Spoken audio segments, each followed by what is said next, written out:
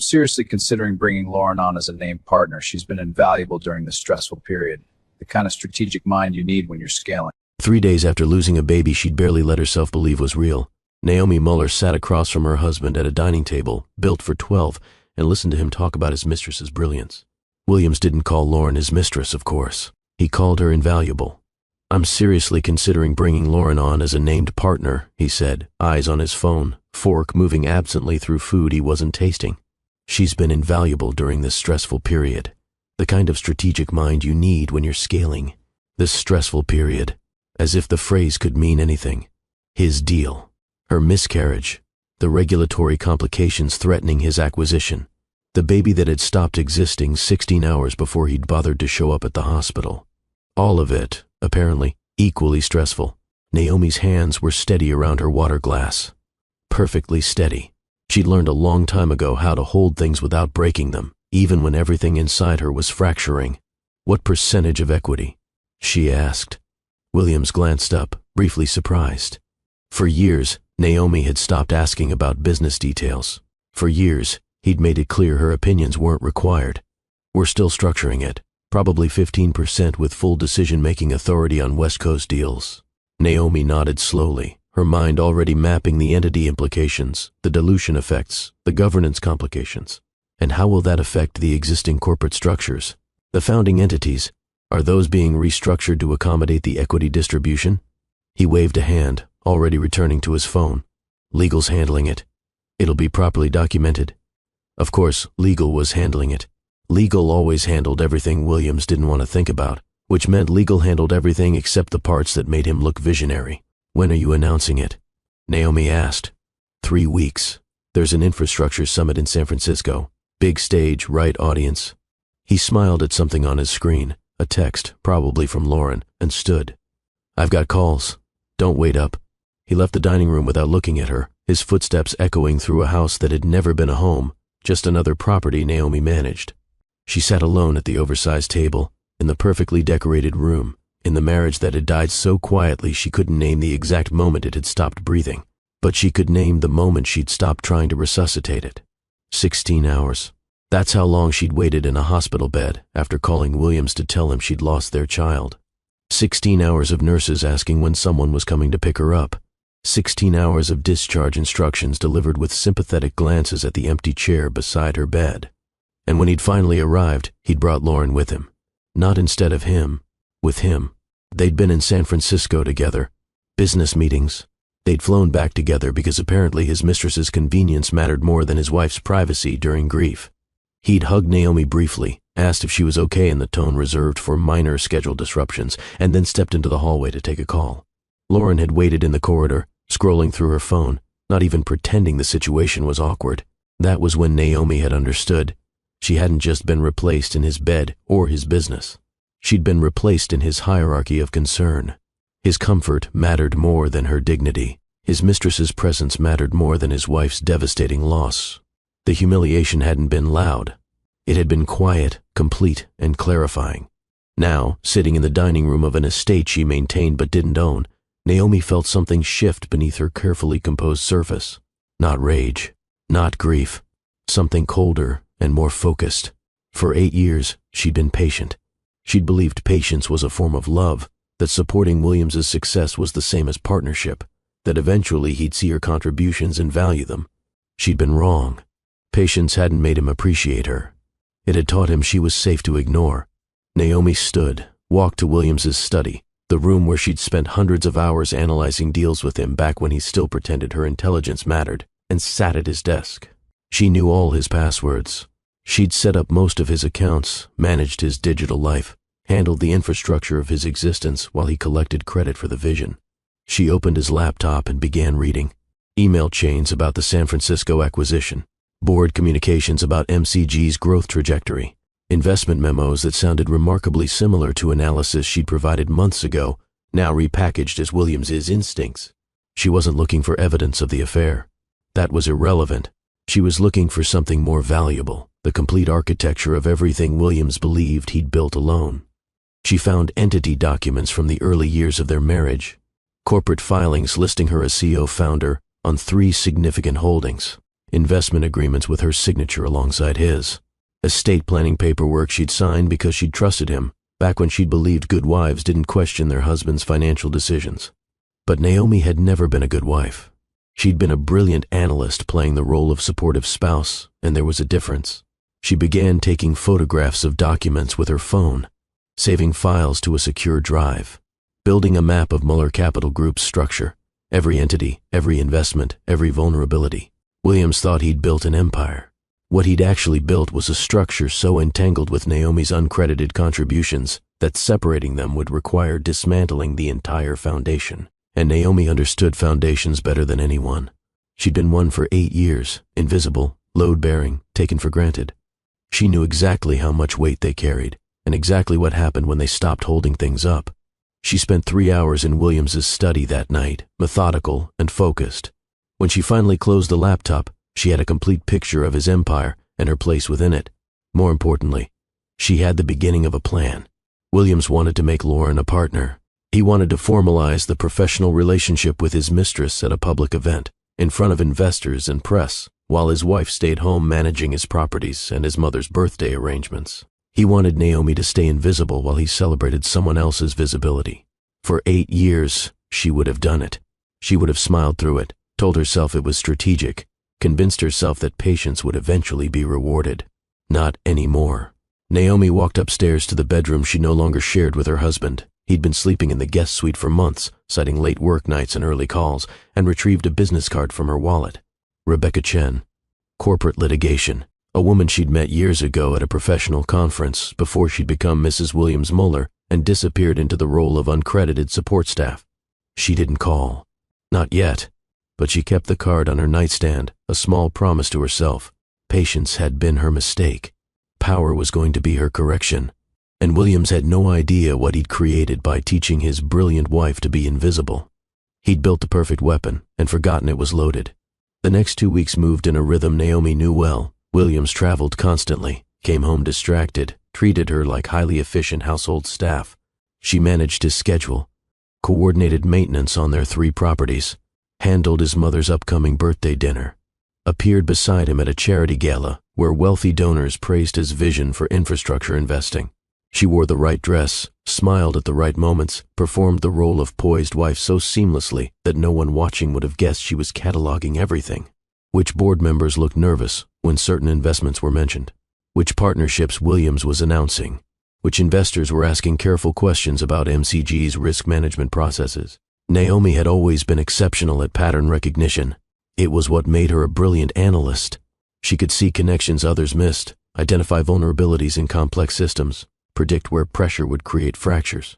She was doing it now, except instead of analyzing startup pitch decks, she was analyzing her husband's empire. And she was finding cracks everywhere. The major acquisition Williams was finalizing, the tech infrastructure deal that was supposed to cement his legacy, was overextended. He'd leveraged existing positions to finance the purchase, which meant MCG's entire portfolio was now concentrated in a sector vulnerable to regulatory changes. It was exactly the kind of risk Naomi would have flagged during due diligence. In fact, she had flagged it 3 years ago in a detailed memo about data privacy regulations and their increasing impact on enterprise cloud services. Williams had read it, called it overthinking, and proceeded without additional safeguards. He'd never kept the memo. Naomi had. She had a folder now, growing daily, of documents Williams didn't know she'd preserved. Analysis she'd provided that became his strategy. Investment theses she'd written that became his instincts. Financial models she'd built that became his track record. Every brilliant call that had built his reputation had her fingerprints on it, and none of them carried her name. At the charity gala, a journalist approached Naomi during the cocktail reception. Young, friendly, holding a glass of wine and a recorder. "Mrs. Muller, can I ask what it's like being married to one of the smartest investors of his generation?" The question was casual, social. The journalist wasn't actually seeking information. She was asking Naomi to perform spousal pride for a puff piece about successful couples. Naomi smiled graciously. "I'm proud of what he's built. It's been extraordinary to watch. Every word true. Every word hollow." The journalist smiled, satisfied, and moved on to find Williams. No one asked Naomi what she thought about infrastructure investing. No one mentioned her 6 years of professional experience in quantitative analysis. No one seemed to remember that before she was Mrs. Muller, she'd been Naomi Cooper, the analyst whose risk models had quietly saved clients millions. She'd published papers that were cited but not celebrated, done work that was essential but invisible. Then she'd married Williams and become even more invisible, her intelligence absorbed into his narrative like water into sand. At dinner, Williams gave a speech thanking major donors. He talked about vision, about seeing opportunities others missed, about building something that mattered. He thanked his team, specifically naming Lauren and praising her strategic brilliance. Called her the kind of talent that separated good funds from great ones. He thanked Naomi in a single sentence, and of course, my wife's constant support. The room applauded politely. Constant support. The phrase every successful man used for the woman who managed his personal life while he built his professional legend. Naomi smiled from her seat at the head table, hands folded in her lap, the picture of elegant contentment. Inside, she was noting every person who'd applauded Williams's vision, every investor who'd praised his foresight, every competitor who'd watched with envy. They were all going to be very surprised when they learned whose intelligence had actually built Muller Capital Group's track record. After the gala, in the car ride home, Williams scrolled through his phone, reading coverage of the event. Good turnout. Solid media pickup. Naomi looked out the window at the city passing in expensive blurs. Lauren seems to be getting a lot of press attention. She's got good instincts for positioning, knows how to work a room. Is that what you need in a partner? Someone who works a room? Williams glanced up, surprised by the question. You need someone who can execute. Lauren executes. Naomi nodded slowly. What happened to the last director of strategy? The one before Lauren? Davis? He's still with the fund. Different role. He was with MCG for 6 years. Never made partner. Williams shrugged. He didn't have Lauren's strategic vision. Strategic vision. Naomi had written the strategic framework Lauren was currently executing, back when Williams still asked for her input. But pointing that out would be useless. Williams didn't forget Naomi's contributions because he doubted them. He forgot them because remembering would diminish him, and his ego couldn't tolerate diminishment. When do you leave for New York? Naomi asked. Tomorrow. 3 days of meetings, then I'm going straight to San Francisco for pre-summit prep. With Lauren? She's handling the West Coast setup. Makes sense to coordinate. Of course it made sense. Everything made sense when you were rewriting reality to suit your narrative. They arrived home.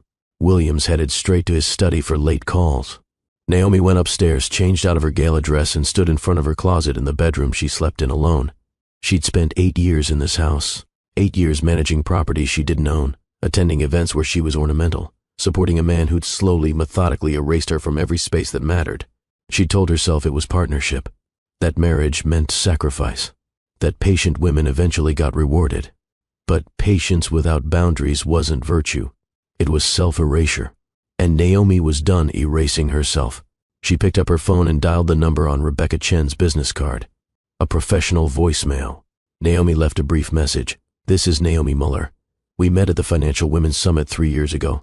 I'd like to schedule a consultation regarding corporate entity structures and marital asset evaluation. Please call me back at your earliest convenience. She hung up, set the phone on her nightstand, and felt something shift in her chest. Not relief. Not quite.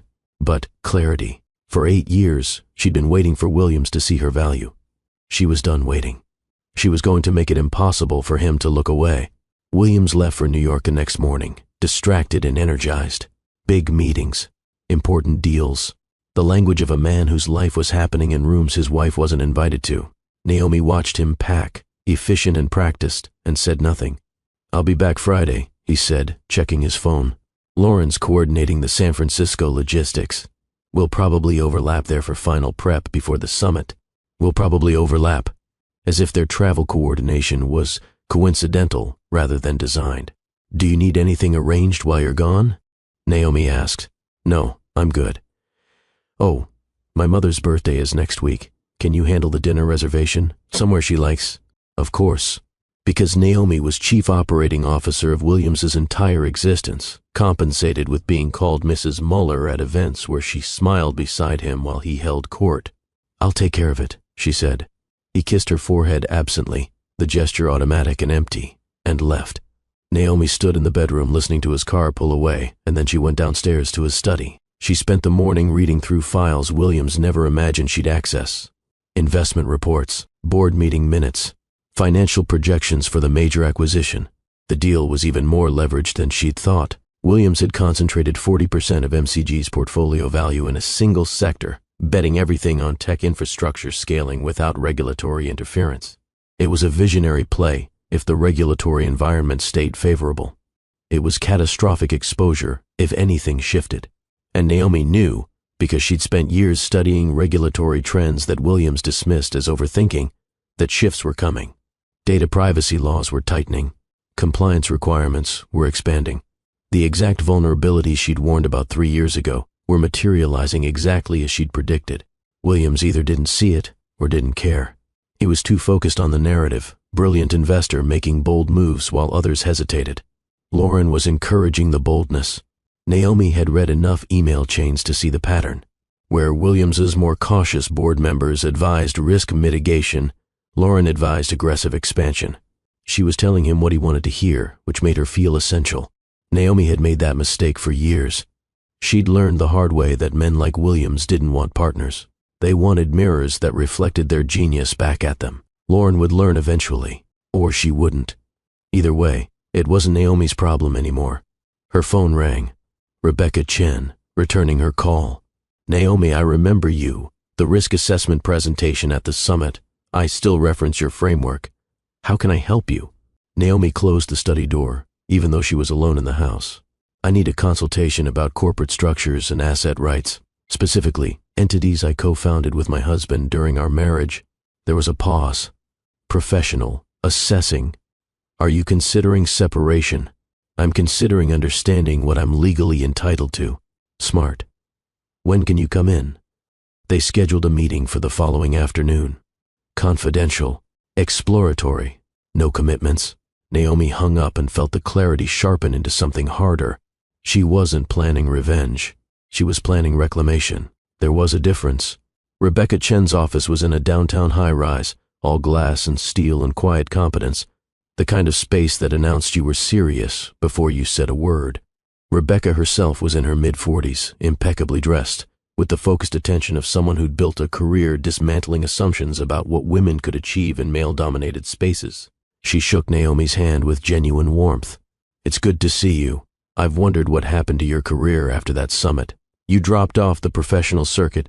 I got married, Naomi said simply. Rebecca's expression flickered with understanding. She'd seen this pattern before. Tell me what you need. Naomi laid out the situation with clinical precision. 8-year marriage, 3 properties, significant wealth concentrated in a venture capital fund her husband managed. She'd signed postnuptial agreements, estate planning documents, corporate filings, all presented by Williams's attorneys with the assumption that she'd never question them. But I do question them now, Naomi said, because I don't think I understood what I was signing, and I don't think his attorneys anticipated I'd ever exercise the rights those documents might provide. She pulled out copies of the founding entity agreements. 3 corporate structures established in the first 2 years of their marriage, each listing both Williams and Naomi as co-founders with equal governance rights. Rebecca reviewed them with the careful attention of someone who knew exactly what she was looking at. After 20 minutes, she looked up. These are significant. How significant? Potentially very. These entities predate your postnuptial agreement, which means there's a strong argument they're not marital property subject to its terms. You're not just a spouse with a claim to assets. You're a CO founder with ownership rights that were never formally dissolved. Naomi felt something settle in her chest. What would those rights entail? That depends on what these entities hold now. Do you know their current asset allocation? Roughly 40% of MCG's total portfolio value. Approximately $340 million. Rebecca's eyes widened slightly. And you're listed as CO founder on all 3? Yes, with governance rights that were never transferred or relinquished. Correct. Rebecca sat back, reassessing. Naomi, you don't just have a divorce claim. You have a corporate ownership claim. If we can establish that these founding positions represent independent business, interests rather than marital assets, you're not asking for a settlement. You're asking for what's legally yours. The words hung in the air between them, heavy with implications. How hard would that be to establish? Naomi asked. Difficult. Your husband has excellent attorneys, and they'll fight this aggressively. But the claim is viable. More importantly, even threatening it creates leverage. Corporate ownership disputes destabilize fund operations. Investors hate uncertainty. Board members demand immediate resolution. So I don't have to win the legal argument to have power. Exactly. You just have to credibly threaten it. Rebecca leaned forward. What do you want? Divorce settlement? Full buyout? Public acknowledgement of your contributions? All of it? Naomi had been thinking about this question since the hospital. Since Lauren standing in the corridor scrolling her phone, while Naomi processed grief alone. I want what I built, she said quietly. I want credit for what I contributed, and I want Williams to understand that I was never invisible. He just refused to look. Rebecca smiled. We can work with that. They spent the next 2 hours going through documents. Rebecca made notes, asked detailed questions about Naomi's role in MCG's investment decisions, requested documentation of her intellectual contributions. Do you have anything showing your analytical work on specific deals, emails, memos, financial models? I have everything, Naomi said. I kept copies of every analysis I provided, every investment thesis I wrote, every risk assessment I built.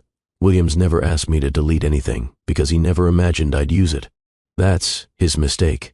Yes, Naomi agreed. It is. By the end of the meeting, they had a strategy. Rebecca would conduct a full legal analysis of the entity structures, the postnuptial agreement, and Naomi's ownership claims. She'd also bring in a forensic accountant to trace MCG's successful investments back to their origin points, documenting Naomi's intellectual contributions. It would take time. It would be expensive, and it would be devastating when deployed. One more question, Rebecca said as Naomi was leaving. Are you prepared for what happens when you file? This will get public. Your husband will be furious. His reputation will be questioned. Your marriage will be completely over. Naomi thought about 16 hours in a hospital bed, about 8 years of having her intelligence absorbed and her contributions erased, about watching Williams prepare to make his mistress a public partner while his wife stayed invisible. My marriage has been over for a long time, she said. I just didn't let myself see it. Rebecca nodded. Then let's make sure you get what you're owed. Naomi left the office with a retainer agreement signed and a plan in motion. She'd been patient for 8 years, believing patience was power. Now she was learning that real power was precise, strategic, and completely uninterested in waiting for permission. Williams returned from New York energized and distracted. The acquisition was moving forward, final regulatory approvals pending. The San Francisco summit was 2 weeks away. Everything was aligning. He barely noticed Naomi had been gone most of the afternoon. How was your day? He asked absently, sorting through mail in the foyer. Productive, Naomi said. I handled your mother's birthday reservation, confirmed the car service for the event next week, coordinated the annual property inspections, the list of invisible labor that kept his life functioning smoothly. He nodded without looking up. Great. Thanks. She watched him review correspondence, already mentally somewhere else, and felt absolutely nothing. No anger, no hurt, just the clear, cold certainty that she'd spent 8 years loving a man who'd never actually seen her. He'd loved what she did for him, how she made his life easier, the intelligence she provided when he needed it. But he'd never loved her. Maybe he'd never been capable of it. That night, they had dinner with Williams's mother at an expensive restaurant Naomi had selected and reserved. Margaret Muller was elegant, demanding, and entirely focused on her son's success. I hear the San Francisco announcement is going to be major, Margaret said, sipping wine. Partnership expansion? West Coast office, Williams confirmed. Lauren's going to lead it. She's exactly the kind of talent we need for the next phase of growth. Margaret smiled approvingly. Smart move. You need people who can execute your vision. Naomi cut her food into precise pieces. Silent. Margaret glanced at her. And how are you, Naomi? I feel like we never see you at the office anymore. Naomi had never worked at MCG's office. She'd done all her analytical work from home, in Williams's study, uncredited and unpaid. But correcting Margaret would be pointless. I've been focused on other priorities, Naomi said evenly. Well, supporting Williams is the most important work. A man can't build an empire without a strong foundation at home. A strong foundation, invisible, load-bearing, taken for granted. Naomi smiled politely and said nothing. After dinner in the car, Williams checked his phone. Lauren sent the updated summit agenda. We're keynoting the second morning. Should be good press coverage. We? Naomi asked. MCG. Me and Lauren, since she's the one being announced as partner. Of course, we meant Williams and Lauren now. Naomi was no longer part of the professional we. She'd been relegated to personal infrastructure, the wife who handled reservations and property management while the real work happened elsewhere. Are you bringing her to your mother's birthday party? Naomi asked, her voice perfectly neutral. Williams glanced up, confused. What? No, it's a family thing. Right. Family. Naomi looked out the window. That's the boundary then. Professional plus personal, but not family. Good to know where the line is. Naomi, what are you talking about? Nothing. I'm just clarifying the structure. He stared at her for a moment, unsettled by something in her tone he couldn't quite identify. Then his phone buzzed, and his attention shifted back to the screen. The conversation was over, but something had changed in the car, in the space between them that had been widening for years and was now unbridgeable. Williams didn't feel it.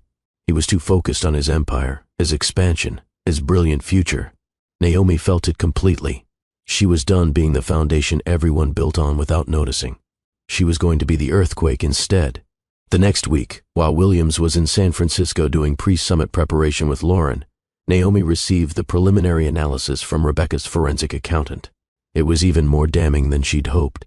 MCG's 12 most successful investments, the deals that had built Williams's reputation as a visionary, could be traced directly back to Naomi's analytical work. The accountant had found emails where Naomi sent Williams detailed investment theses, meeting notes where she identified market opportunities, financial models she'd built that became the foundation for deal structures. 8 of the 12 investments had originated from Naomi's recommendations. The other 4 had been significantly shaped by her risk analysis. The documentation was meticulous, time-stamped, indisputable. Williams's genius was a myth built on his wife's uncredited intelligence. Rebecca called with the findings. This is extraordinary. You essentially built MCG's track record, and there's no public acknowledgement of your role. Williams doesn't think he stole my work, Naomi said quietly. He thinks it became as naturally, the way you absorb information and it becomes part of your thinking. He never saw me as a separate person with independent intellectual property. I was an extension of him. That's going to be a very expensive assumption, Rebecca said. Are you ready to file? Naomi thought about the timeline. Williams's big announcement was in 10 days, the moment when he'd publicly formalize Lauren's partnership, celebrate his vision, and take another bow for genius he'd borrowed. Not yet, Naomi said. I want him to have his moment first. Rebecca paused. You want him to announce the expansion before you file? I want him to announce it, celebrate it, do interviews about his brilliant vision for bi-coastal operations. I want him to feel successful. And then you want to pull the floor out from under him. No, Naomi corrected. I want to reveal that the floor was never his. He was just standing on a foundation I built. Rebecca laughed quietly, timing it to maximize impact. You're better at this than most of my clients. I had a good teacher, Naomi said. Williams taught me how to identify structural vulnerabilities in complex systems. I'm just applying the lesson. They finalized the timeline. Rebecca would have all documents prepared, ready to file the day of Williams's summit announcement. By the time he was taking congratulations from investors and press, Naomi's legal claim would be entering the public record. After the call, Naomi sat in the study, Williams's study, except it had never really been his, had it? She'd spent more hours in this room than he had, doing the work that built his legend. She opened her laptop and began drafting an email to Sarah, her former colleague who ran the competitive investment fund. The email was carefully casual. She mentioned she was considering returning to professional work, asked if Sarah knew of firms looking for analytical consultants, wondered if her years away from active practice had made her expertise obsolete. Sarah's response came within an hour. Are you kidding? Your risk models were legendary. Half our team still references your regulatory assessment framework. If you're serious about consulting, I know 5 firms that would hire you immediately, including mine. Naomi read the email 3 times. For 8 years, she'd believed she'd disappeared from professional relevance, that her identity as Williams's wife had erased her credibility as an analyst. But her work had never disappeared. People still cited it, still used it, still remembered. She'd been invisible to Williams, but not to everyone. The realization settled something in her chest. This wasn't just about reclaiming what Williams owed her. It was about reclaiming herself. She replied to Sarah, "Let's have coffee when you're free. I'd love to hear what you're working on. It wasn't a commitment, but it was a door opening, and Naomi was walking through it. Williams called that night from San Francisco, energized and confident. Everything's locked for the announcement. Press list is solid. Board's fully on board. This is going to reposition MCG completely. That's wonderful, Naomi said, her voice warm and supportive. Lauren's been incredible. The whole West Coast setup, she's handled it flawlessly. She sounds very capable. She is. I'm lucky to have her on the team. On the team. In his bed. In the life that used to include space for a wife, and now had room only for a mistress who reflected his genius back at him. When do you come home? Naomi asked. 2 days before the summit. I need to be here for final prep. Of course, I'll make sure everything's ready when you're back. Thanks, babe. You're the best. He hung up, and Naomi set down the phone. You're the best. The kind of thing you said to someone who handled logistics while you focused on important work. She looked around the bedroom, her bedroom now since Williams had moved to the guest suite months ago. Spacious, beautifully decorated, empty. She'd spent 8 years in this house, and it had never felt like hers. Just another property she maintained. But the apartment she'd started looking at, small, bright, overlooking the park, that felt like possibility. She wasn't ready to move yet. There was timing to consider, strategy to execute, but she'd started imagining a life that didn't include managing Williams's existence, and the image was surprisingly clear. A place of her own, work that carried her name, intelligence deployed for herself rather than absorbed by someone else. It wasn't revenge she was planning. It was resurrection. The final board meeting before the summit happened 3 days before Williams's big announcement. Naomi wasn't invited, she never was, but she heard about it afterward through a comment Williams's assistant made while coordinating schedules. The board had some concerns about the aggressive expansion timeline, apparently. A few members questioned whether Lauren had enough experience to lead a major office. There were murmurs about regulatory risk in the infrastructure sector, whether MCG was overexposed. Williams had shut down the concerns with confidence and charisma. He'd presented growth projections, investor enthusiasm, partnership opportunities. He'd vouched personally for Lauren's strategic brilliance. The board had approved the announcement. Williams came home that evening, triumphant. They tried to get cold feet, standard pre-launch jitters, but the numbers don't lie. We're positioned perfectly. Naomi was in the kitchen, reviewing property management invoices, the endless administrative work that kept Williams's world functioning. What were they concerned about? She asked. Risk exposure. Some of the older board members still think like it's 2010. They don't understand that you have to be aggressive to capture market leadership. What about regulatory risk? The data privacy environment is shifting. Williams waved this off. We've got legal coverage. It's fine. It wasn't fine. Naomi had read the regulatory trends. She knew exactly where the vulnerabilities were because she'd mapped them 3 years ago in analysis Williams had dismissed as overthinking. But she didn't argue. There was no point. In 3 days, Williams would make his announcement. He'd celebrate his vision, formalize Lauren's partnership, and take another public bow for genius that wasn't entirely his. And later that same day, Naomi's filing would become public record. The board members who tried to raise concerns would suddenly have much bigger questions if Williams's track record was built on his wife's uncredited analysis. What did that mean for MCG's future performance? If the visionary they'd invested in was partially a myth, who was actually making the strategic decisions? The uncertainty alone would be devastating. Naomi didn't feel guilty about it. She felt clear. For 8 years, she'd protected Williams's reputation at the cost of her own visibility. She'd let him claim credit for work she'd done, let him build a legend on her uncredited contributions, let him erase her from every narrative that mattered. She'd done it because she believed that's what love meant. What partnership required. She'd been wrong. Love didn't mean erasing yourself. Partnership didn't mean letting someone absorb your identity. And protecting someone's reputation when they destroyed your dignity wasn't loyalty. It was complicity in your own disappearance. Naomi was done disappearing. 2 days before the summit, Williams came home to pack for San Francisco. He was distracted, energized, already mentally on stage. Naomi helped him pack, a habit from years of managing his travel, making sure he had everything he needed. You've got the keynote at 9:30 on day 2, she confirmed, reviewing his calendar. Partnership announcement immediately after. Press availability in the afternoon. Perfect. Lauren's coordinating the media list. We should get solid coverage. We, always we now, but the we didn't include Naomi. She folded one of his shirts, precise and automatic. How does it feel, finally making it official? Williams smiled, missing entirely the layers in her question. Good. Right. This is what MCG needs for the next phase. And what about what you need? He glanced at her, confused. What do you mean? Lauren.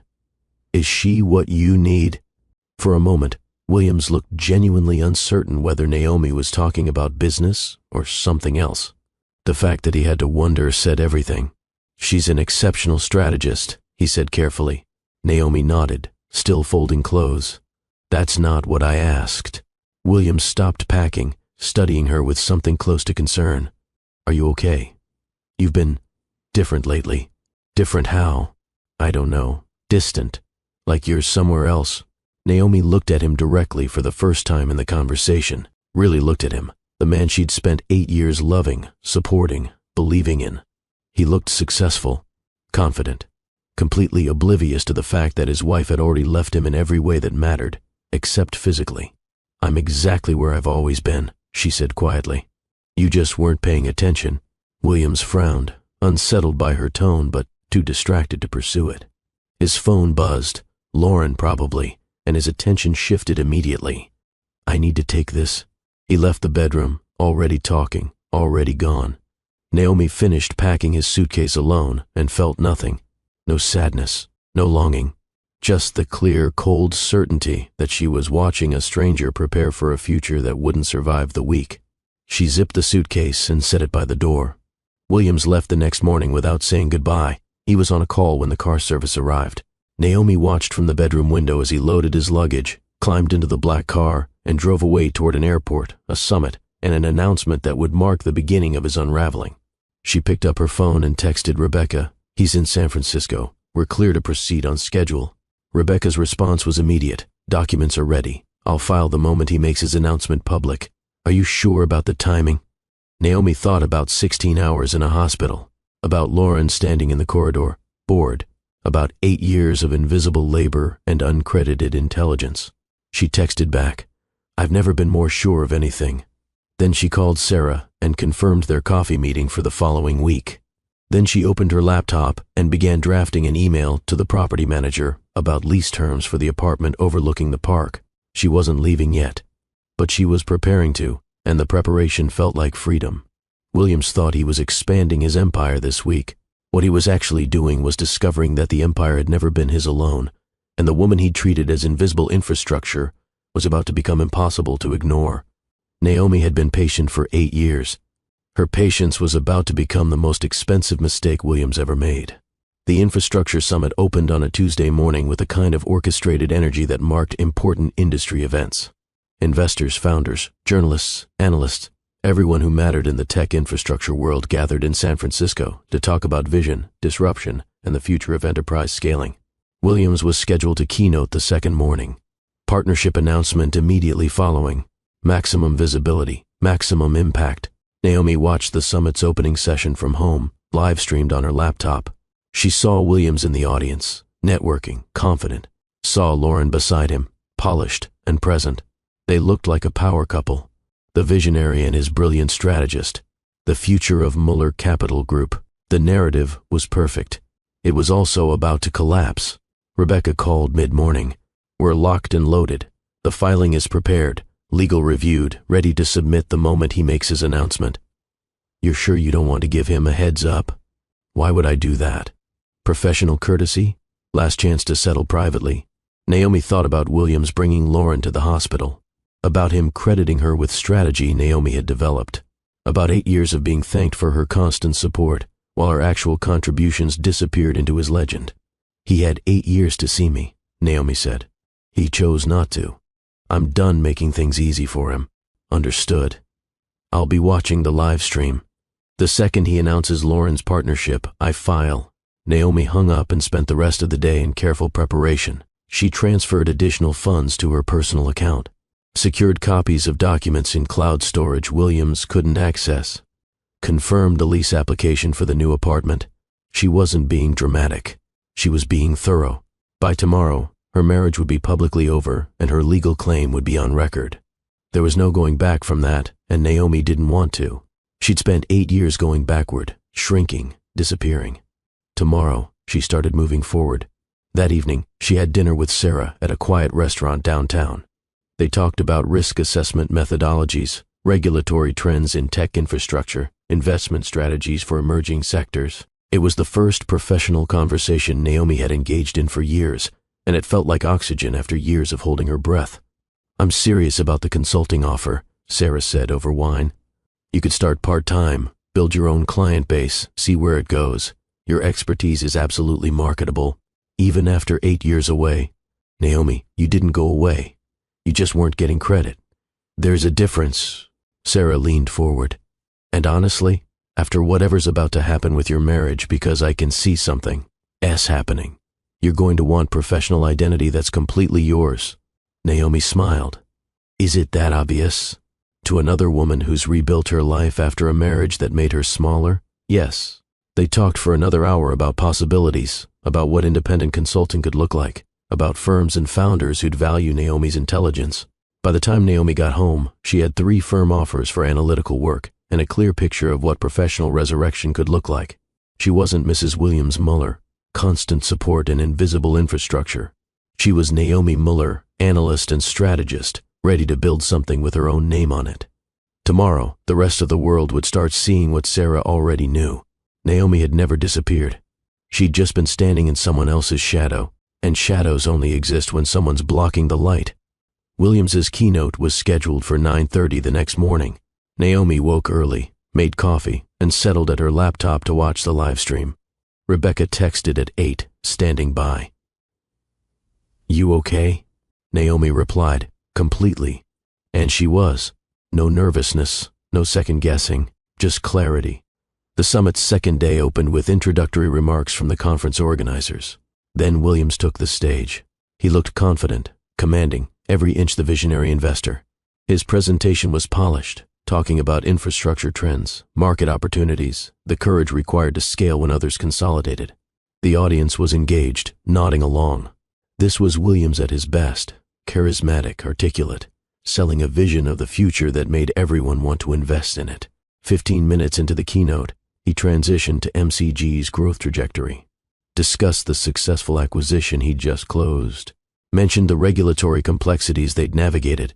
Naomi watched him credit strategic foresight and sophisticated risk management, analysis she had provided, packaged as his instincts. Then he got to the announcement everyone was waiting for. Muller Capital Group is opening a West Coast office. We're expanding our operational footprint, deepening our access to emerging infrastructure, plays, and positioning ourselves for the next decade of growth. Applause from the audience. And I'm thrilled to announce that Lauren Hastings, our Director of Strategy and one of the most brilliant strategic minds I've had the privilege to work with, will be leading MCG West as a named partner. Louder applause. Lauren joined him on stage, smiling, polished, the picture of deserved success. She gave a brief presentation about West Coast strategy, focusing on cloud services, logistics tech, enterprise software. The analysis was sharp, well delivered. It was also built on frameworks Naomi had developed 18 months ago, uncredited and unacknowledged. Williams beamed beside Lauren, proud and proprietary. The cameras caught them together, the visionary and his brilliant protege building the future. Naomi watched from her kitchen, coffee cooling in her hand, and felt absolutely nothing. No jealousy, no hurt, just the cool observation of watching someone celebrate a victory that was about to turn hollow. She texted Rebecca, "He's made the announcement. You're clear to file." Rebecca's response, "Filing now. It'll hit public record within the hour. His attorneys will know by lunch." Naomi closed the laptop. She'd watched Williams's moment of triumph. She'd seen him celebrate the expansion, formalize his partnership with Lauren, take his public bow. Now the floor was about to drop out from under him, not because Naomi was vindictive, but because the floor had never been his. He'd just been standing on a foundation he'd never bothered to examine. And foundations, when they stop holding things up, don't fall quietly. They collapse everything built on them. Naomi finished her coffee, rinsed the cup, and went upstairs to pack. Not everything, just enough for a week at a hotel while the new apartment's lease finalized. She was leaving the estate, the properties, the infrastructure of Williams's life. She was leaving the marriage that had died quietly years ago, and she was walking toward a life that was finally, completely hers. Williams would call soon, furious, blindsided, demanding to know what she was doing. But by then, Naomi would be gone, and for the first time in 8 years she'd be exactly where she wanted to be, visible, valued, and free. The call came 3 hours after Williams made his announcement. Naomi was folding clothes in the bedroom, methodically packing a week's worth of essentials when her phone lit up with his name. She let it ring 4 times before answering, long enough that he'd feel the delay. Naomi. His voice was tight, controlled fury barely contained. What the hell did you do? I filed a legal claim for ownership rights in entities I co-founded. I assume your attorneys have seen it by now. You filed for divorce the same day I'm announcing the biggest expansion in MCG's history. Are you trying to sabotage me? Naomi continued folding a sweater, precise and calm. I'm not trying to sabotage anything. I'm claiming what's legally mine. Legally yours? We've been married 8 years. Everything we have is joint property covered by the postnup. You can't just...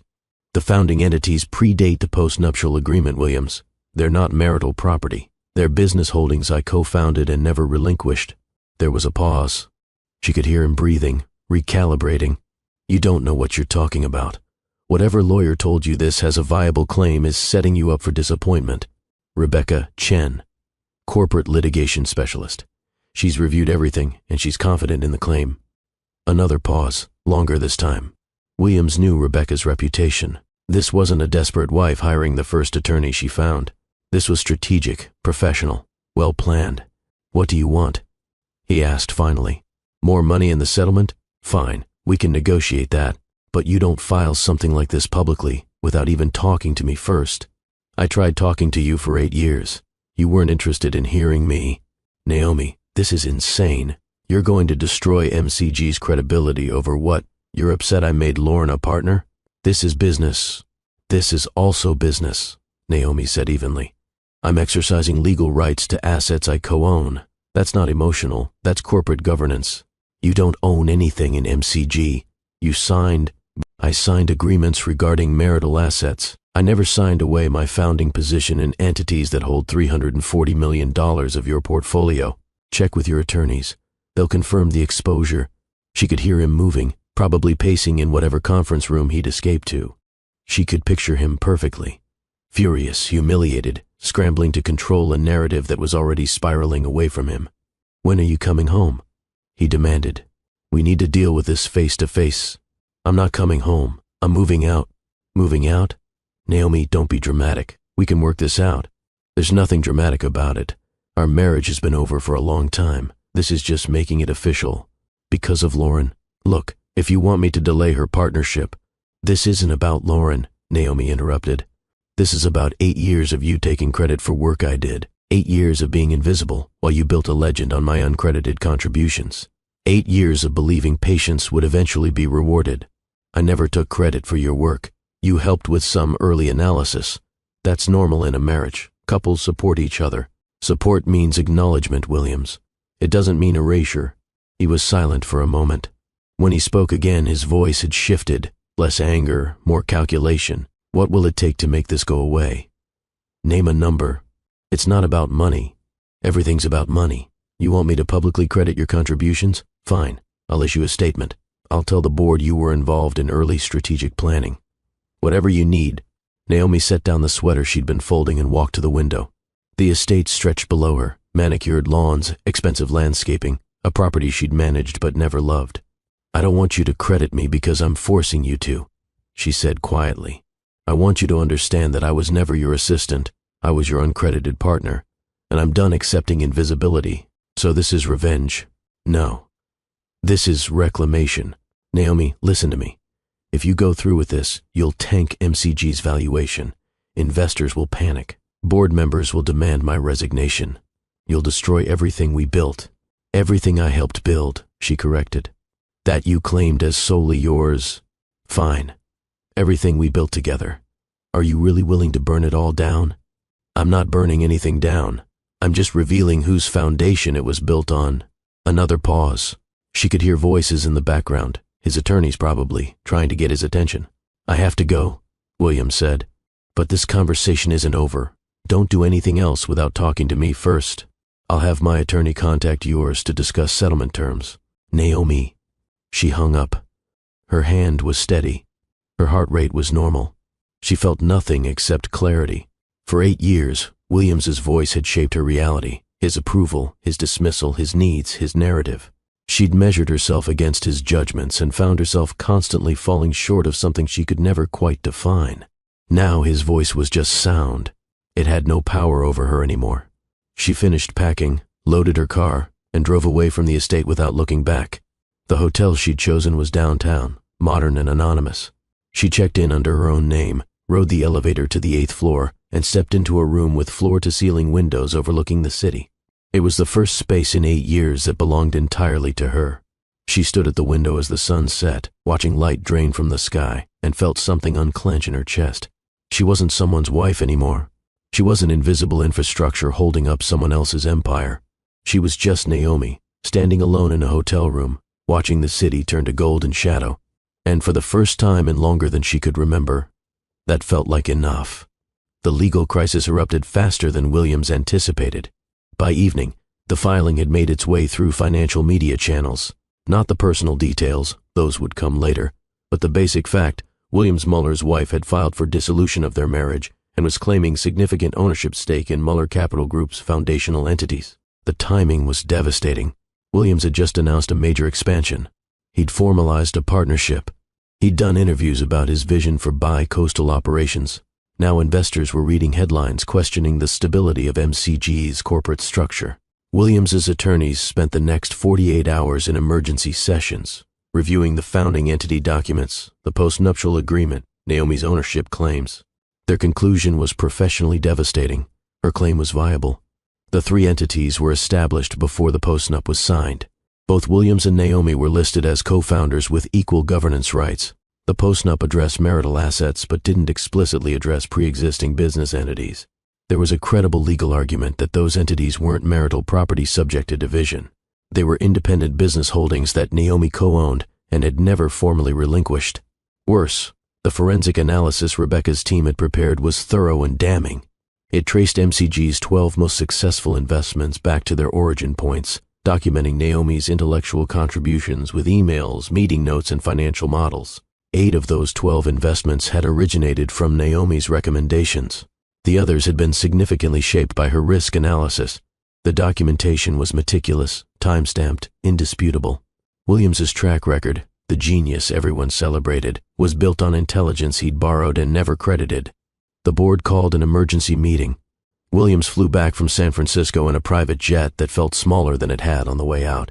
Lauren was with him, quieter now, the celebration from 2 days ago, replaced by careful professional distance. She'd tied her reputation to Williams and MCG. If the fund's credibility collapsed, hers did too. The board meeting happened in MCG's main conference room, glass walls overlooking the city, expensive furniture that suddenly felt like set dressing for a play that was ending.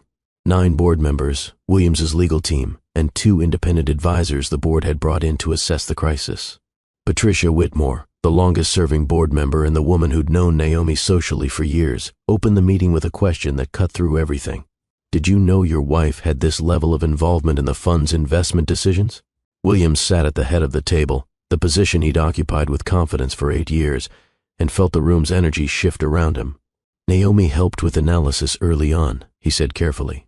She has a background in quantitative modeling. I consulted her on some deals. Some deals, Patricia repeated, looking at the forensic analysis in front of her. According to this documentation, she provided foundational research for 8 of our 12 highest-performing investments. That's not consultation. That's material contribution. I valued her input. But the final investment decisions were mine. Decisions based on her analysis, another board member said. Analysis you presented as your own strategic instinct. Williams felt anger flash through him. How dare they question his judgment based on his wife's legal maneuvering? But he kept his expression neutral. In a marriage, you share ideas. That's normal. I didn't think I needed to credit my wife every time we discuss business. You didn't need to credit her in casual conversation, Patricia said. But when you're building a fund's reputation on investment success, and that success is materially dependent on someone else's uncredited analysis, that's not a marriage issue. That's a disclosure issue. One of the independent advisors spoke up. The larger problem is the ownership claim. If Mrs. Muller's position in the founding entities is legally valid, she has co-ownership rights to approximately 40% of this fund's assets. That level of ownership uncertainty creates immediate problems for capital raises, investor confidence, and partnership agreements. The claim isn't valid, Williams said. The postnup covers this. Your attorneys disagree, Patricia said. They've advised that the claim is viable and should be settled quickly to minimize disruption. Williams looked at his lead attorney, who nodded reluctantly. The entities predate the postnup. There's ambiguity about whether they're covered by marital property provisions. We can fight it, but the litigation would be expensive, time-consuming, and publicly damaging. So we settle, another board member said. How much? She's claiming fair market value of her ownership stake. Based on current portfolio valuations, that's approximately $340 million. The room went silent. One of the younger board members spoke carefully. That's nearly half our liquid assets. Paying that out would require significant restructuring. Or, Patricia said, we could acknowledge that Mrs. Muller's contributions were material to this fund's success, and that she deserves recognition for that work. Williams stared at her. You think I should publicly admit my wife built MC? I think you should publicly acknowledge that your wife's analytical contributions were foundational to your early investment success. Because according to this documentation, that's the truth. And if I don't? Patricia leaned forward. Then we litigate. The press covers every detail of this dispute. Investors lose confidence in your judgment, and MCG's reputation as a visionary-led fund collapses under questions about whose vision actually drove our success. The words hung in the expensive air of the conference room. Williams had built his entire identity around being the brilliant investor, the visionary who saw opportunities others missed. His reputation was his currency, his leverage, his power, and it was built on a foundation that was crumbling. I need to talk to her, Williams said finally. She won't take your calls, Patricia said. I've tried. She's only communicating through her attorney. Then I'll meet with her attorney. Or, Patricia suggested, you could do what you should have done 8 years ago, and actually see your wife as a person with independent professional value. Williams wanted to argue, to defend himself, to explain that he'd never meant to erase Naomi. He'd just absorbed her intelligence the way you absorb information, and it becomes part of your thinking. But looking at the faces around the table, skeptical, calculating, already distancing themselves from potential fallout, he understood that his intentions didn't matter. The damage was done, and the only question left was how much it would cost him. The settlement negotiations took 3 weeks. Williams tried to control the process the way he controlled everything, with aggression, money, and confidence. He offered Naomi a generous divorce settlement, double what the postnup required, enough that she'd never have to work. Rebecca delivered Naomi's response. My client isn't interested in generosity. She's interested in what she's legally entitled to. He tried negotiation. His attorneys proposed a structured buyout over 5 years, minimizing immediate impact on MCG's liquidity. Rebecca countered, fair market value, paid within 12 months, or we proceed to litigation and let discovery reveal exactly how dependent MCG's track record is on Mrs. Muller's uncredited work. He tried intimidation. His attorneys suggested that fighting the claim publicly would damage Naomi's reputation as much as his. Rebecca's response was a 20-page addendum to the forensic analysis, documenting additional investments where Naomi's contributions were material and uncredited. Every move Williams made, Naomi countered with precision and patience. She wasn't emotional. She wasn't vindictive. She was strategic in ways Williams had taught her to be, except now she was deploying it against him. Finally, his attorneys delivered the assessment he didn't want to hear, settle, or risk losing everything in litigation that would destroy MCG's reputation regardless of the legal outcome. Williams requested a face-to-face meeting with Naomi. No attorneys, just the two of them. Rebecca called Naomi with the request. He wants to meet privately. I've advised against it, but it's your call. Naomi was in her new apartment. The lease had finalized. She'd moved in the week before. Small, bright, overlooking the park. The first space that felt like hers. I'll meet him, she said, but in your office, with you 1 room away. You don't owe him closure. I'm not giving him closure. I'm giving him clarity. The meeting happened on a Thursday afternoon in Rebecca's conference room. Neutral territory, glass walls, nothing personal or intimate. Williams arrived 15 minutes early, a power move that didn't work because Naomi wasn't there to witness it. When she walked in exactly on time, he stood automatically, the gesture ingrained. She looked different, not dramatically, same elegant composure, same quiet presence. But something fundamental had shifted. She wasn't performing anymore, wasn't making herself smaller to make him feel larger. She was just herself, and it made her seem taller. Naomi, Williams. They sat across from each other at the conference table. Rebecca had given them 30 minutes alone, with the understanding she'd interrupt if needed. For a long moment, neither spoke. Finally, Williams broke the silence. I didn't think you'd actually go through with this. I know. That was your mistake. I never wanted to hurt you. You didn't want to see me, Naomi corrected. There's a difference. He looked at her, really looked, and seemed to be seeing someone he'd never quite noticed before. I valued your intelligence. I always told you that. You valued what my intelligence could do for you. That's not the same as valuing me. I loved you.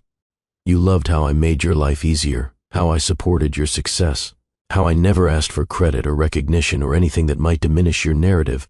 Williams flinched. That's not fair.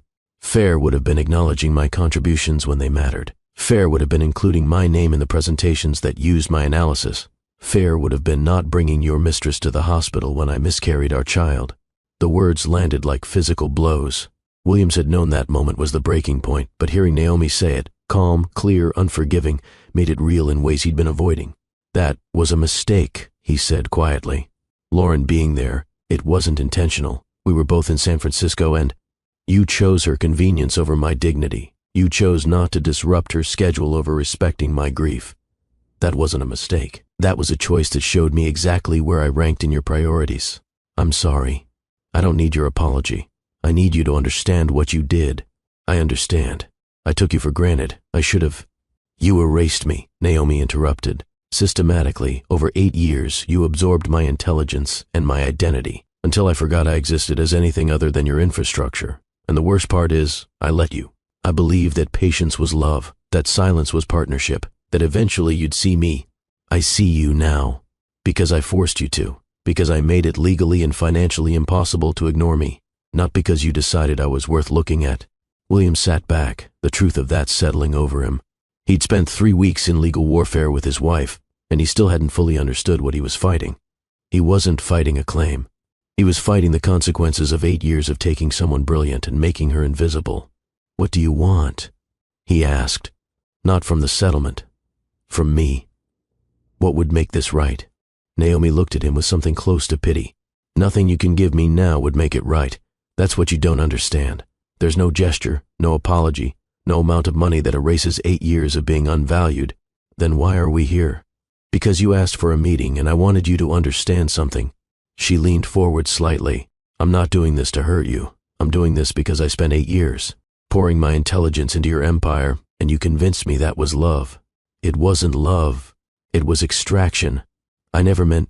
Your intentions don't change the impact. You built a reputation on work I did. You made Lauren a partner using strategies I developed. You brought her to the hospital when I was grieving. And through all of it, you never once considered that I might have value independent of what I could do for you. Williams felt something crack in his chest. Not his ego. That had been cracking for 3 weeks. Something deeper. The recognition that he'd destroyed something real while chasing something that looked impressive. I'm sorry, he said again, and this time it sounded less like negotiation and more like grief. Naomi stood. I'll accept the settlement terms Rebecca outlined. Fair market buyout, paid within 12 months. Public acknowledgement from MCG that my analytical contributions were foundational to the fund's early success. And a clean divorce with no further contact. That's it. We just ended? We ended it a long time ago, Williams. This is just making it official. She walked to the door, then paused. For what it's worth, I hope you build something real with Lauren. Something where you actually see her as a person instead of a reflection of your genius. She deserves better than what you gave me. Naomi. But she was already gone. Williams sat alone in the conference room, surrounded by glass walls and expensive furniture, and felt emptier than he'd ever felt in his life. He'd built an empire, made millions, earned the respect of everyone in his industry, and he'd lost the one person who'd actually known him before the empire existed. The settlement was finalized 2 days later. Naomi would receive $340 million, paid through a combination of liquid assets and structured payments over 12 months. MCG would issue a public statement acknowledging that her strategic analysis and investment insights contributed significantly to the fund's success during its first 8 years. The statement was carefully worded, not admitting theft or fraud, just correcting the historical record. MCG wasn't built by Williams's genius alone. It was built by a partnership that was never publicly acknowledged. The financial press covered it extensively. The narrative shifted from Williams Muller, visionary investor, to questions about whose vision had actually driven MCG's track record.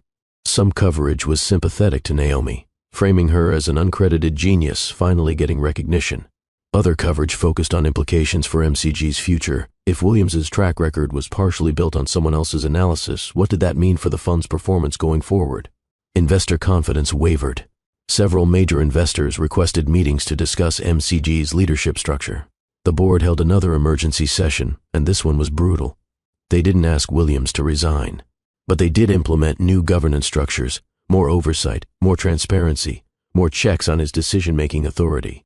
The visionary who'd once operated with near-total autonomy was now accountable to committees. And Lauren, the partner who'd been celebrated just weeks before, quietly began exploring other opportunities. She met with Williams one final time, in his office overlooking the city. "I'm taking a position with Redstone Capital," she said. "West Coast office, senior partner role." Williams looked at her, brilliant, ambitious, already calculating her next move. "Because of the settlement?" "Because I tied my reputation to yours, and your reputation is now complicated by questions about whose intelligence actually built MCG. I need some distance." "So you're abandoning ship?" Lauren smiled, not unkindly. "I'm making a strategic decision. You taught me that." She left, and Williams was alone again. His empire hadn't collapsed. MCG still existed, still had assets, still operated. But the narrative was broken. The myth of his singular genius was shattered. The legend he'd spent 8 years building was now publicly questioned. He hadn't lost everything. He just lost the story he'd told himself about who he was. And without that story, the empire felt hollow. The public reckoning happened slowly, then all at once. MCG's statement acknowledging Naomi's contributions went out on a Friday afternoon.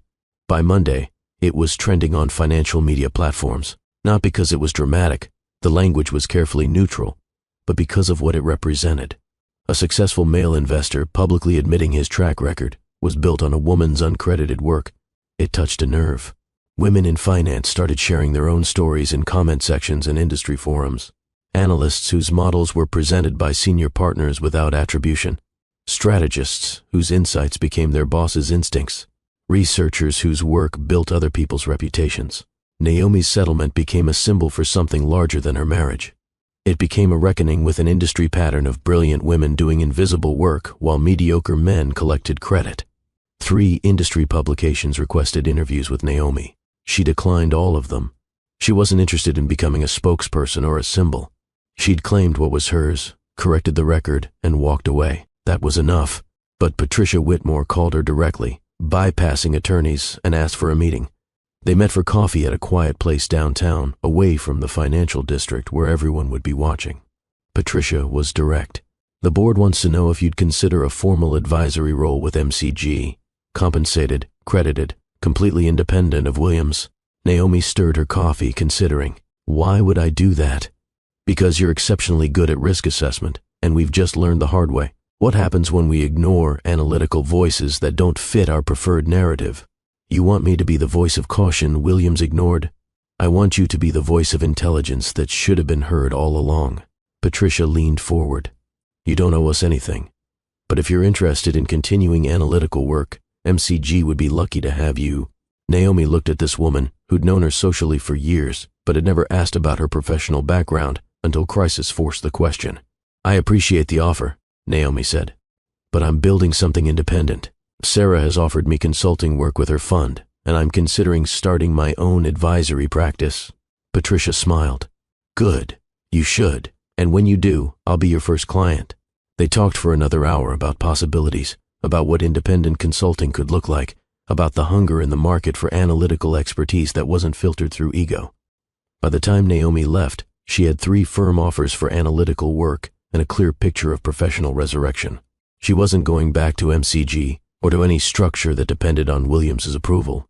She was building something entirely her own. 6 weeks after the settlement finalized, Naomi received an invitation that changed everything. The annual Infrastructure Investment Summit, the same conference where Williams had announced Lauren's partnership, wanted Naomi on a panel discussing risk assessment and regulatory trends in tech infrastructure, not as Williams Muller's wife, as Naomi Muller, independent analyst and former co-architect of MCG's investment strategy. The invitation acknowledged her professional credentials, her documented contributions to successful infrastructure investments, and her expertise in regulatory risk modeling. Sarah called her immediately after the invitation went out. "You have to do this. The industry needs to see you as yourself, not as Williams's wife." Naomi stood in her apartment, looking at the invitation, feeling something shift. For 8 years, she'd been invisible at industry events, present as decoration, ignored as an expert. Now they were asking her to speak, not because of whose wife she was, but because of what she knew. "I'll do it," she said. The panel was scheduled for mid-morning on the conference's second day. The same time slot where Williams had made his announcement 6 months earlier. It felt like symmetry. Naomi flew to San Francisco 3 days before the conference. Not because she needed that much preparation time, but because she wanted to walk into that conference room without nervousness, without doubt, completely certain of her own authority. She spent 2 days reviewing her presentation notes, refining her analysis, preparing for questions. On the morning of the panel, she dressed carefully. Professional, elegant, completely herself. The conference was exactly as she remembered from watching the live stream: orchestrated energy, important people networking, the self-conscious performance of industry significance. Except this time, Naomi wasn't watching from home. She was walking through the main hall, and people were noticing her. Some looks were curious, some sympathetic, some calculating, wondering if she held grudges or granted favors. She acknowledged no one, just walked to the main ballroom where her panel was scheduled. The room was packed. Every seat filled, people standing along the walls. The audience was investors, founders, analysts, journalists, everyone who mattered in infrastructure investing. They weren't just there for the panel topic. They were there to see Naomi. The moderator introduced the panel, 4 experts discussing risk assessment in emerging technology sectors. When he got to Naomi, he included her full professional background: 6 years in quantitative analysis, strategic advisory role in Muller Capital Group's founding and early growth, documented contributor to investments worth over $2 billion in current valuation. The audience applauded, not politely, but genuinely. Naomi walked onto the stage, composed and present, and felt something she hadn't felt in 8 years. Seen. The panel discussion was about regulatory risk assessment, specifically how to evaluate compliance vulnerabilities in rapidly evolving tech sectors. It was exactly the expertise Williams's recent deal had nearly failed for lack of, exactly what Naomi had provided to save it, and exactly the credit that had gone to Lauren instead. When the moderator asked Naomi about her approach to regulatory analysis, she answered with clarity and depth. She talked about mapping regulatory landscapes before deals were structured, about identifying compliance vulnerabilities during due diligence, about building relationships with regulatory agencies as part of long-term risk mitigation. Her answer was specific, technical, brilliant. The audience was completely engaged. Another panelist, a senior partner at a competing fund, asked Naomi about her work at MCG. "Given your contributions to some of MCG's most successful investments, how do you think about the role of uncredited analysis in shaping industry track records?" It was a loaded question, giving Naomi an opportunity to criticize Williams publicly if she chose. She didn't take it.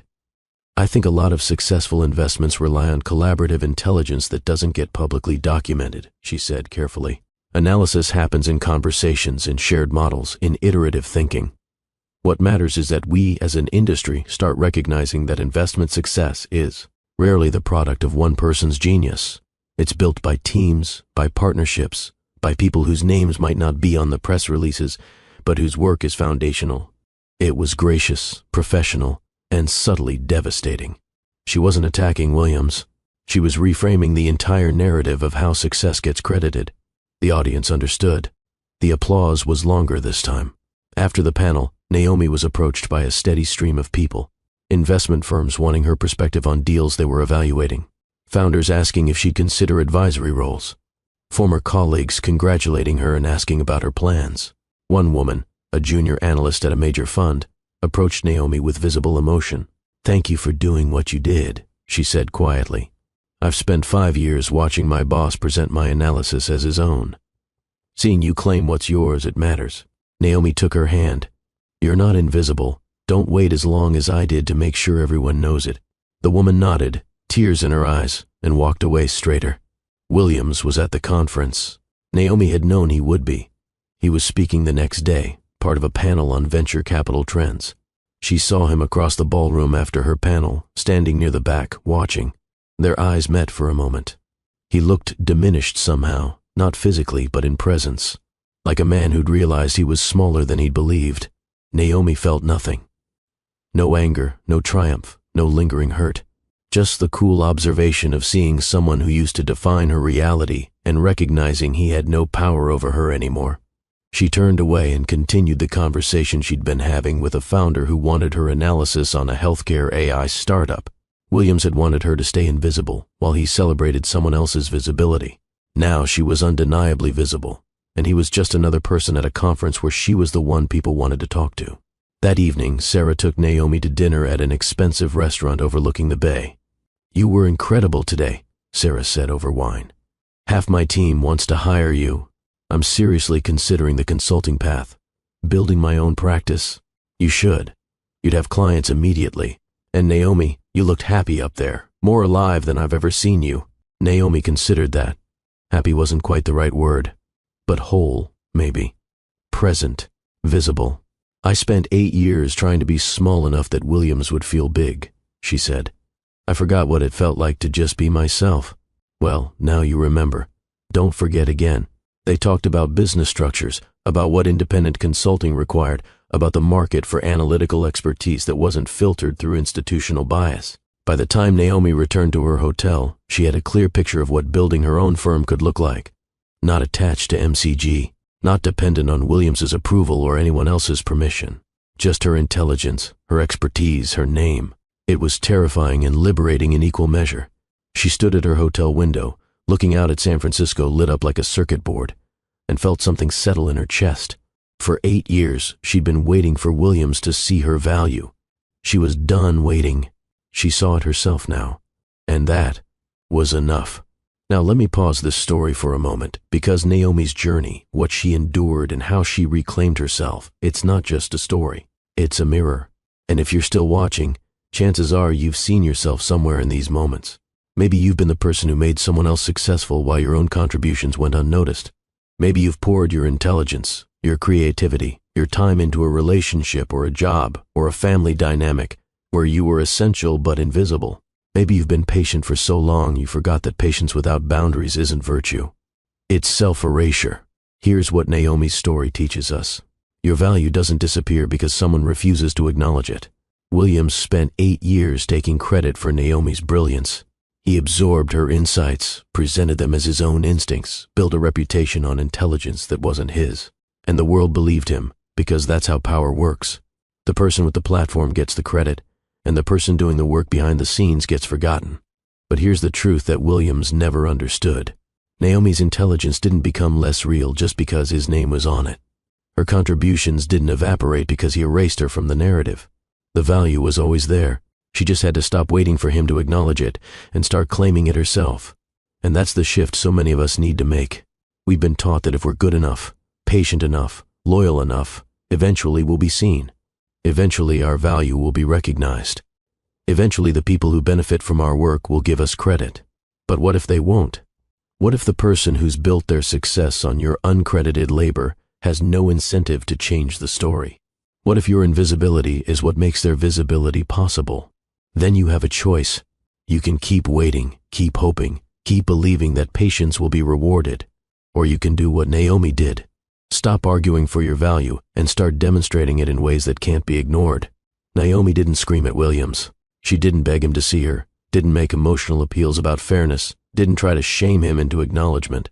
She knew that wouldn't work. People who erase you don't do it accidentally. They do it because your erasure serves them. Instead, she used the thing Williams never valued. Her intelligence.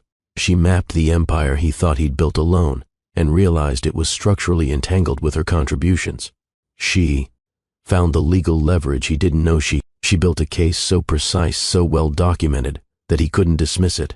And she did it quietly, strategically, without announcing her intentions until she was ready to execute.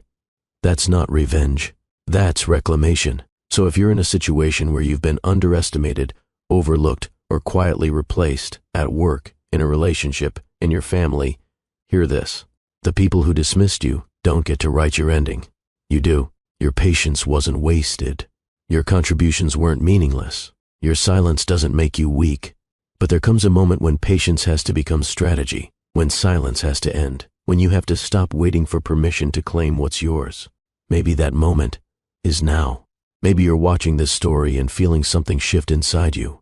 A recognition that you've been invisible for too long, that you've waited for acknowledgement that isn't coming, that you've poured yourself into something that doesn't pour back. If that's you, let me speak this over you. May you find the courage to stop shrinking. May you recognize that the patience you've practiced can become the strategy you deploy.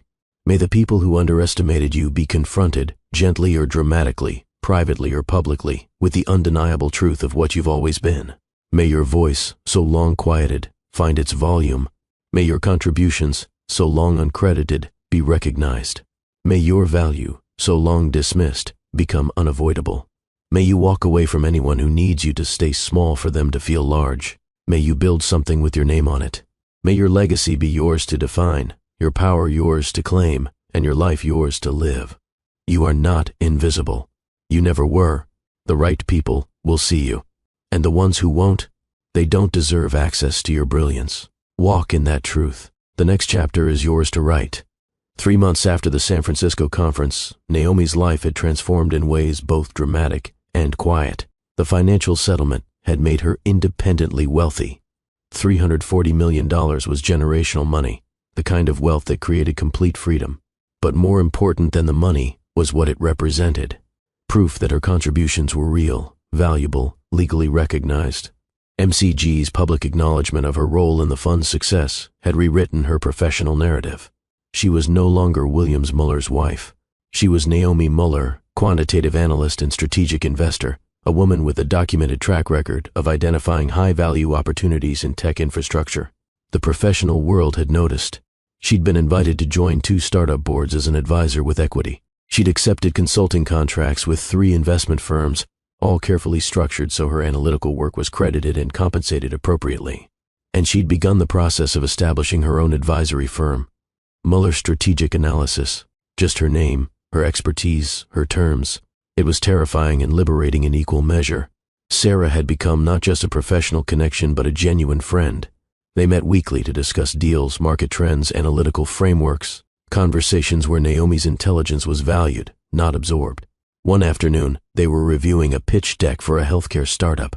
2 women founders with exceptional technical credentials and a vision for using AI to improve diagnostic accuracy in underserved communities. The opportunity was risky, early stage, exactly the kind of thing that required someone who could see value before the market did. Naomi made notes in the margin, her analysis sharp and focused. Questions about regulatory strategy, thoughts on go-to-market approach, assessment of competitive positioning. You should invest personally, Sarah said, watching her work, not through a fund, your own capital, your own decision. Naomi looked up. I've never done that before. You've done the analysis 100 times. You just let Williams execute while you stayed invisible. Time to change that pattern. Naomi thought about it. Her own investment, her own name, her own risk and reward. It felt like reclamation in its purest form. I'll set up a meeting with the founders, she said. Sarah smiled. There she is. The meeting happened the following week. 2 women, nervous and brilliant, pitching their vision to someone they hoped would understand it. Naomi asked detailed questions about their technology, their regulatory pathway, their scaling strategy, the kind of questions that revealed she actually understood what they were building. By the end of the meeting, she'd committed to a significant seed investment, her first as an independent investor. Her name would be on the cap table. Her expertise would be credited. Her contribution would be visible. It was a small thing in the scope of her settlement wealth, but it was hers. 6 months after the settlement, Naomi received an email from Williams. Brief, carefully worded, asking if they could meet for coffee. No legal issues, no business complications, just a conversation. She almost deleted it without responding. But something made her pause. Not nostalgia, not hope for reconciliation, just curiosity about what he thought meeting would accomplish. She agreed to coffee at a neutral location. Public, time-limited, no expectations. They met on a Saturday morning at a place neither of them had been before. Williams arrived first, looking older somehow. Not physically aged, but diminished in presence. Naomi walked in exactly on time, composed and present. They ordered coffee, made small talk about nothing, and then sat in awkward silence. Finally, Williams spoke. "I wanted to see how you were doing." "I'm doing well. Building something independent. I heard. Sarah mentioned you're starting your own advisory firm." Word travels. Another pause. Williams stirred his coffee, not drinking it. "I've been thinking a lot about what you said, about extraction versus partnership." Naomi waited, saying nothing. "You were right," he continued. "I didn't see you as a person with independent value. I saw you as an extension of myself. And I took your intelligence and made it mine without ever considering what that cost you. Why are you telling me this now?" "Because you deserve to hear it, and because I need you to know I understand what I did." Naomi looked at him, this man she'd spent 8 years loving, and another 6 months disentangling from. She felt no anger, no lingering hurt, no desire for vindication, just the cool observation of seeing someone who finally understood a lesson that had cost them both everything. "I appreciate that," she said, genuinely, "but understanding it now doesn't change what happened. I know. I just wanted you to know I see it." They sat for another few minutes, two people who used to be married, now strangers with shared history. Finally, Naomi stood. "I hope you build something real, Williams, something where you actually value the people who contribute to your success. What about you? Are you happy?" Naomi considered the question. Happy wasn't quite right, but whole, present, visible, free. "I'm myself," she said, finally. "And that's enough." She left him sitting alone with his coffee and his regrets. She didn't look back. 1 year after the settlement, Naomi stood in a small office downtown, the first physical space for Mueller's strategic analysis. It wasn't large, just 2 rooms, good light, her name on the door. But it was hers. She'd hired an assistant, signed contracts with 6 clients, published 2 research papers under her own name, cited in industry journals. She was building a reputation that belonged entirely to her. Sarah stopped by on opening day with champagne. To the smartest investor I know, finally getting her name on something that matters. They toasted in the empty office, 2 women who'd rebuilt their professional lives after marriages that made them smaller. "Do you ever regret it?" Sarah asked. "The settlement, the public fight, all of it?"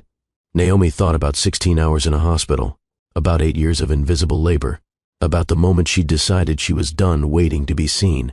"No," she said. "I regret staying invisible as long as I did. But claiming what was mine, that's the best decision I ever made." Her phone rang. A potential client, a founder looking for strategic analysis on a complex infrastructure deal. Naomi answered, professional and confident, and scheduled a consultation. When she hung up, Sarah was smiling. "You look different than you did a year ago." "Different how?" "Present. Like you're actually here instead of performing being here." Naomi looked around her small office, at the space she'd built with her own name on it, and felt something settle. For 8 years, she'd been infrastructure. Invisible, load-bearing, taken for granted. Now she was the architect. Visible, valued, building something real. Williams had taught her how to identify structural vulnerabilities in complex systems. She just applied the lesson to her own life, and discovered that the most important foundation you can build is the one that supports your own existence. Not someone else's empire, your own. That evening, Naomi sat in her apartment, the one overlooking the park, and opened her laptop. She wasn't working, just thinking. A year ago, she'd been Mrs. Williams Mueller, constant support and invisible infrastructure for someone else's legend. Now she was just Naomi, analyst, investor, advisor, woman rebuilding her life on her own terms. The transformation hadn't been easy. There had been moments of doubt, loneliness, fear that she'd destroyed something she should have tried harder to save. But those moments passed, replaced by clarity. You can't save something that was never real, and her marriage to Williams had been built on a foundation of her erasure. That wasn't love. That was extraction with affection attached. She thought about the women who'd approached her after the San Francisco panel, the emails she received from analysts who'd seen their own invisibility in her story. She'd become a symbol without meaning to, not because she wanted attention, but because her experience touched something universal. How many brilliant women were doing invisible work while mediocre men collected credit? How many essential people were being treated as infrastructure rather than individuals? Her story had given some of them permission to stop accepting invisibility. That mattered more than the settlement, more than the public acknowledgement, more than anything except her own freedom. Her phone buzzed. A text from Patricia Whitmore asking if Naomi would be interested in speaking at a Women in Finance event next month. Not about her divorce, about analytical frameworks and risk assessment methodology. Her expertise, not her personal drama. Naomi smiled and replied, yes. She was building a professional identity that was entirely hers. Speaking engagements, consulting contracts, published research, investment decisions with her name attached. It was the life she should have had all along, before she'd made herself small enough to fit into Williams's narrative. She was never going to be small again. She closed her laptop, walked to the window, and looked out at the city. Lights spreading in all directions, millions of stories happening simultaneously, most of them invisible to everyone except the people living them. She was just one story among millions, but it was hers. Finally, completely, undeniably hers. And that was everything. If you've walked through Naomi's story with me, I want to thank you. I know these stories aren't easy. They touch on things we've lived, survived, or are still navigating. But that's exactly why they matter. This isn't just entertainment. This is a mirror. And maybe you saw yourself in Naomi's patience, in her invisibility, in her moment of deciding she was done waiting for acknowledgement. Wherever you are in your own story, you're not alone. You're not invisible. And your story isn't over. This channel is built for people who believe that dignity matters, that intelligence deserves recognition, that the people who underestimated us don't get to write our endings. If this story resonated with you, if it made you feel seen, angry, hopeful, or empowered, I want to invite you to do 3 things. First, subscribe to this channel. Hit that button right now. Become part of the Billionaire Romance family. Second, turn on notifications. These stories drop regularly, and you don't want to miss the one that's meant specifically for you. Third, tell me in the comments what moment in Naomi's story hit you hardest. Was it the hospital scene? The moment she filed the claim? The panel where she stood in her own authority? I read every comment, and your voice matters here. And if you know someone who needs to hear this story, someone who's been underestimated, quietly replaced, or waiting for recognition that isn't coming, share this with them. Sometimes the most powerful thing we can do is remind each other that we deserve to be seen. We're building something here, a community that doesn't just watch stories. We recognize ourselves in them and walk away stronger. Welcome to the family. Your story isn't over, and we're here to remind you of that. One story at a time. I'm Dennis, and I'll see you in the next one.